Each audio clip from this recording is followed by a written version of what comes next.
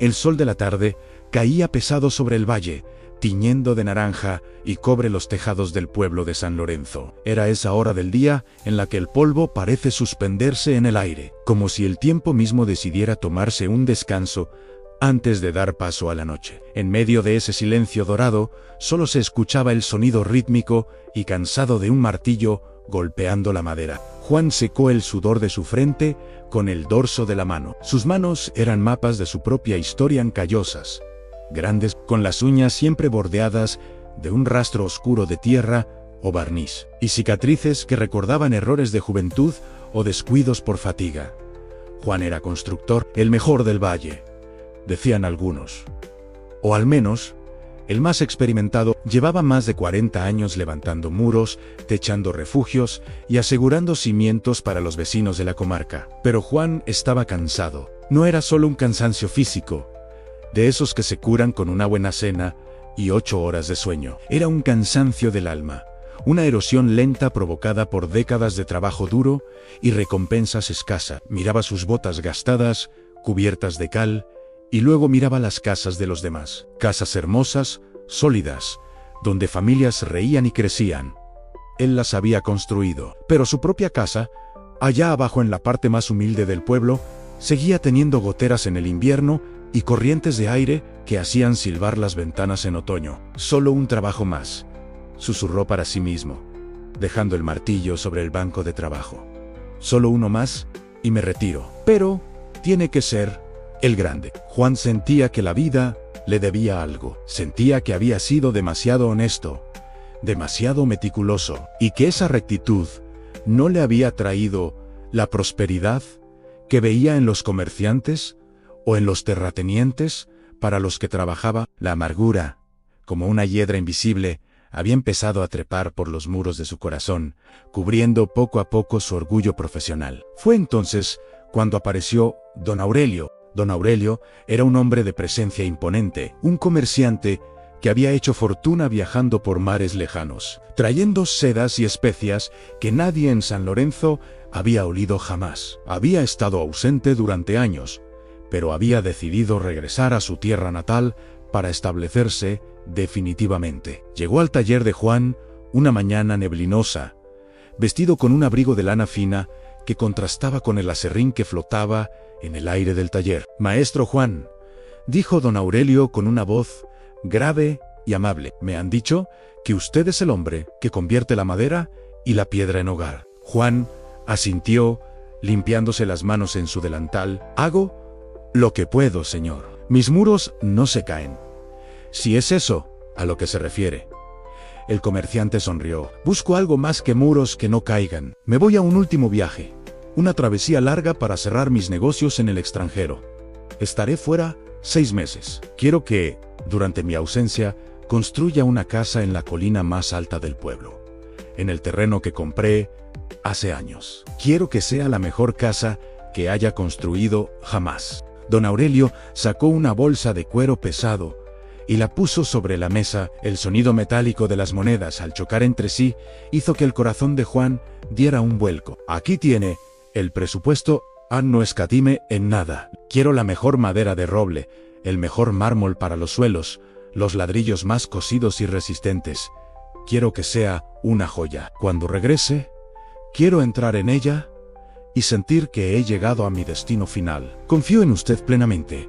Juan tiene carta blanca y el dinero por adelantado». Juan miró la bolsa. Luego miró a los ojos de don Aurelio. Había una confianza absoluta en la mirada del comerciante, una fe ciega en la reputación del constructor. «Lo haré, señor», dijo Juan, aunque su voz tembló ligeramente. «Será una casa digna de un rey». Don Aurelio le estrechó la mano con fuerza, una mano suave contra la lija que era la palma de Juan, y se marchó. Juan se quedó solo en el taller.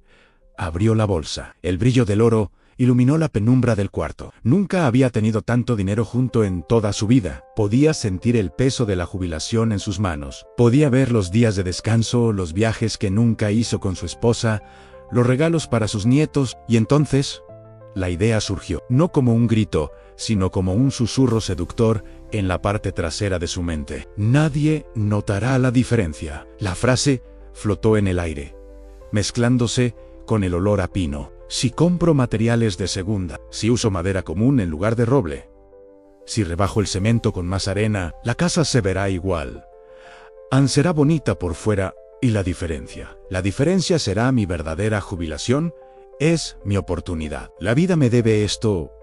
Juan cerró la bolsa de golpe. Su corazón latía con fuerza, no por el esfuerzo, sino por la adrenalina de la transgresión. Decidió que era justo. Se convenció a sí mismo de que su habilidad era tal que podría disimular cualquier defecto. Haría trampa. Por primera vez en su vida, construiría una mentira. Los trabajos comenzaron 2 semanas después. El terreno en la colina era espectacular, con vistas a todo el valle y a las montañas azules en la distancia. El aire allí arriba era limpio y fresco. Juan contrató a un equipo pequeño, hombres que no hacían muchas preguntas. Fue él mismo quien se encargó de comprar los materiales. Fue a los aserraderos más baratos, aquellos que vendían madera que no había secado el tiempo suficiente. Madera verde que con los años se torcería, pero que ahora, recién cortada y lijada, lucía aceptable. ¿Seguro que quiere estas vigas, maestro?, le preguntó el encargado del aserradero, un hombre con un ojo de vidrio. Tienen nudos internos. Si les cae mucha nieve encima, sé lo que hago, le cortó Juan con brusquedad, evitando mirarlo a la cara. Son para los tabiques interiores. No cargarán peso, ancárgalas, mintión, eran para el techo principal. Compró ladrillos que no habían sido cocidos a la temperatura adecuada, porosos y frágiles, pero mucho más económicos. Compró pintura barata, tuberías de un metal delgado que se oxidaría en un lustro, y cada moneda que ahorraba, cada billete que no gastaba en calidad, iba a parar a una caja de metal que escondía debajo de las tablas del suelo de su propio taller. La casa comenzó a elevarse. A simple vista, era magnífica. Juan usaba su destreza para ocultar las imperfecciones. Donde la madera estaba torcida, usaba masilla y pintura. Donde los ladrillos eran desiguales, aplicaba una capa gruesa de yeso que dejaba la pared lisa como un espejo. Sin embargo, algo dentro de Juan comenzó a cambiar. Ya no silbaba mientras trabajaba. Su sueño se volvió ligero. Se despertaba en la noche pensando en el viento. Si sopla demasiado fuerte, pensaba, y luego sacudía la cabeza en la oscuridad. No pasará nada, ansó un maestro. Sé cómo hacer que aguante lo suficiente. Lo suficiente, esa se convirtió en su nueva medida. Ya no buscaba la excelencia. Buscaba lo suficiente para engañar al ojo. Una tarde de otoño, cuando el cielo amenazaba lluvia y las nubes grises se acumulaban sobre la colina, Juan estaba supervisando la colocación de las ventanas. Los marcos eran de una madera blanda, propensa a hincharse con la humedad, pero él los había barnizado con un tono oscuro que imitaba la caoba a la perfección. «Buenas tardes», dijo una voz a sus espaldas. Juan dio un respingo y se giró. Allí, apoyado en un bastón de avellano, estaba un anciano. Llevaba una capa raída y un sombrero de ala ancha que ocultaba parcialmente sus ojos, pero dejaba ver una barba blanca y desordenada. Era Matías, un antiguo carpintero que había vagado por la región durante años. Decían que había perdido la razón, que hablaba con los árboles y escuchaba lo que decían las piedras. «Me asustaste, viejo», gruñó Juan, volviendo a su tarea. «Perdona la intrusión», dijo Matías con voz suave, avanzando lentamente hacia la estructura. «Es que desde el camino la casa se ve hermosa, brilla». Juan sintió una punzada de orgullo defensivo. «Por supuesto que brillan, es mi mejor trabajo». Matías se acercó a una de las vigas del porche. Era una de las piezas de madera barata que Juan había camuflado esa misma mañana. El anciano levantó una mano temblorosa y con una delicadeza reverente posó la palma sobre la madera, cerró los ojos. El viento sopló, levantando un remolino de hojas secas alrededor de los dos hombres. «La madera llora», susurró Matías. Juan se detuvo. «¿Qué dices?» «Esta madera». Matías acarició la superficie barnizada. «Todavía tiene savia dentro. No descansó lo suficiente antes de ser cortada. Está húmeda por dentro, aunque por fuera brille. Cuando llegue el invierno, cuando el frío apriete, se retorcerá de dolor buscando calor. Y al retorcerse, abrirá grietas, Juan sintió un frío en el estómago que no tenía nada que ver con el clima. No digas tonterías. Es madera de primera. Vete de aquí. Tengo trabajo. Pero el anciano no se movió. Abrió los ojos, y por primera vez, Juan vio una claridad sorprendente en esa mirada acuosa. No había locura allí. Había una tristeza profunda y sabia. «Construyes paredes para proteger del viento», Juan dijo Matías, mirándolo fijamente. «Pero no hay pared en este mundo que pueda protegerte de tu propia conciencia». Juan soltó la herramienta que tenía en la mano. Cayó al suelo con un estrépito metálico. «¿Quién te crees que eres para venir a criticar mi obra? He construido más casas que los años que te quedan de vida». Matías suspiró y miró la casa, no con desprecio, sino con compasión. «Una casa no se sostiene solo sobre el suelo, muchacho. Se sostiene sobre la verdad de quien la levanta. Si los cimientos son de codicia, el techo será de angustia. Esta casa no se derrumbará por el viento del norte, se derrumbará por lo que tú has puesto en ella, o mejor dicho, por lo que le has quitado». «Vete», gritó Juan, señalando el camino. «Lárgate, antes de que te saque a empujones». El anciano asintió lentamente, se ajustó el sombrero y dio media vuelta. «El engaño tiene patas cortas, Juan, empero la verdad tiene alas y siempre llega a casa». Matías se alejó caminando despacio, desapareciendo entre la niebla que empezaba a bajar. Juan se quedó solo, respirando agitadamente. Miró la viga que el anciano había tocado. Parecía perfecta, brillante, hermosa. «Viejo loco», masculló. Pero esa noche Juan no pudo dormir. Escuchaba el viento golpear su propia ventana y se imaginaba que eran los lamentos de la madera verde en la casa de la colina. Los meses pasaron. El invierno fue benévolo, lo cual Juan agradeció en silencio. La nieve no se acumuló demasiado en el techo débil y las lluvias no fueron torrenciales. La casa estaba terminada. Era visualmente una maravilla, pintada de un blanco inmaculado, con tejas que brillaban al sol y un jardín que Juan había plantado apresuradamente para dar sensación de vida. Por dentro, los suelos parecían de mármol pulido, aunque eran losas sintéticas de baja calidad. Las paredes lucían sólidas. Todo era una escenografía perfecta. Juan había ahorrado una fortuna. La caja de metal bajo su suelo estaba llena. Ya había hecho planes. En cuanto entregara las llaves, le diría a su esposa que se irían de viaje. Compraría un coche nuevo. Quizás incluso se mudaría a otro pueblo, lejos de aquí, donde no tuviera que ver la casa de la colina todos los días. Finalmente, llegó el día. La primavera había estallado en el valle, llenando todo de flores silvestres y cantos de pájaros. Don Aurelio envió un mensaje. Llegaría al mediodía.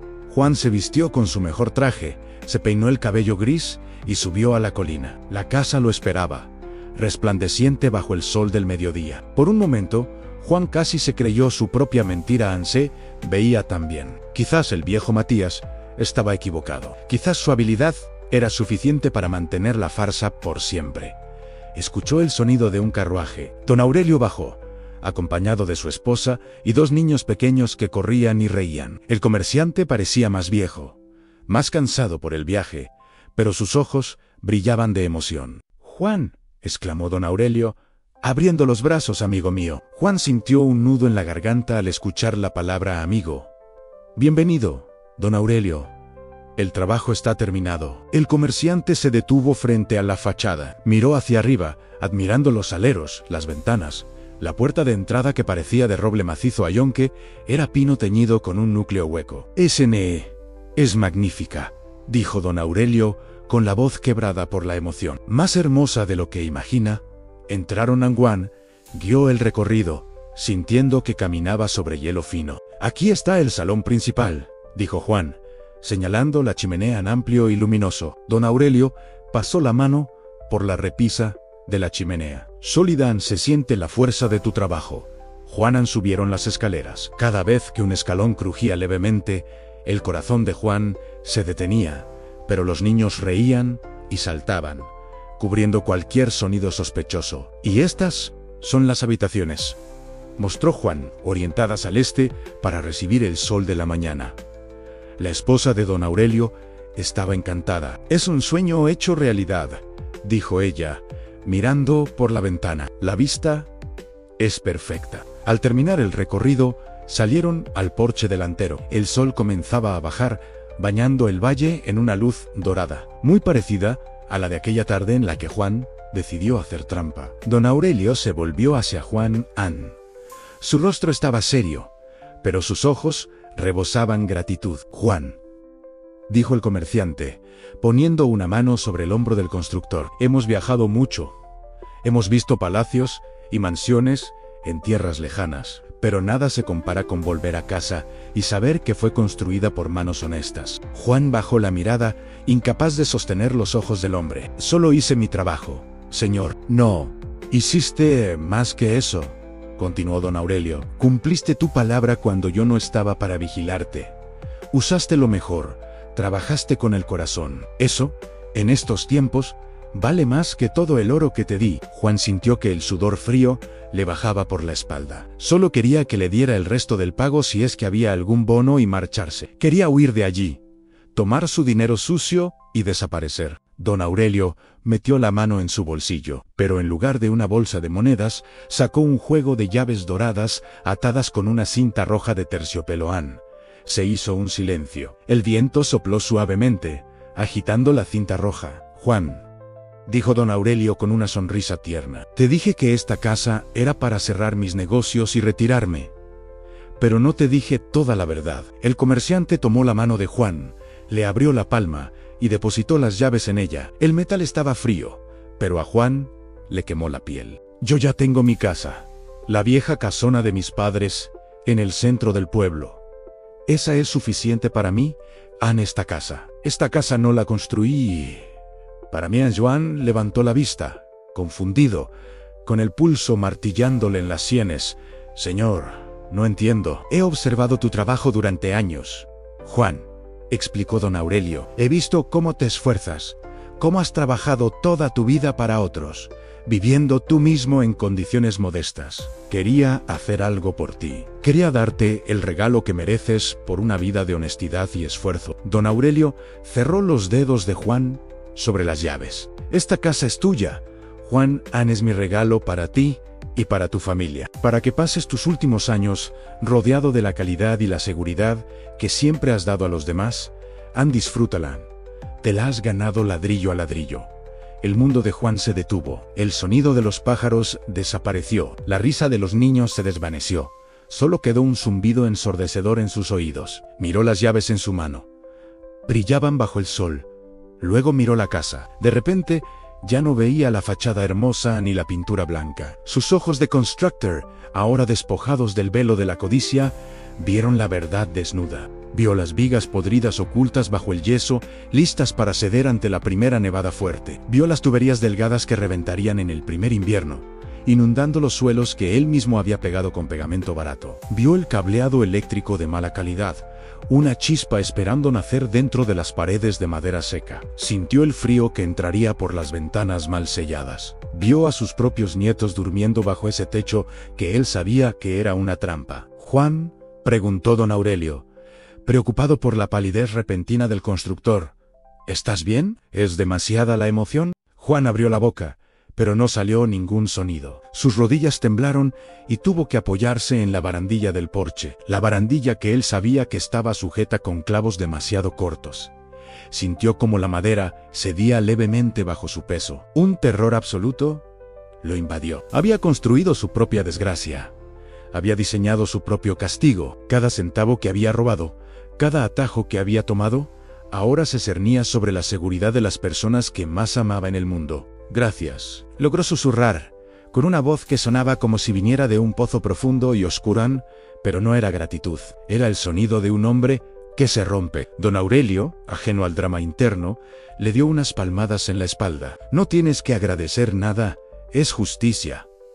Ahora, ve a buscar a tu esposa. Trae a tus hijos. Esta noche dormirán bajo el mejor techo de San Lorenzo». El comerciante y su familia se despidieron, subieron al carruaje y comenzaron a descender la colina, dejando tras de sí una estela de polvo. Juan se quedó solo, absolutamente solo en la cima de la colina, frente a la casa de sus sueños, que era en realidad la pesadilla de su conciencia. El sol comenzó a ponerse, tiñendo el cielo de un rojo sangre. El viento de la tarde se levantó, más fuerte ahora. Juan escuchó un crujido.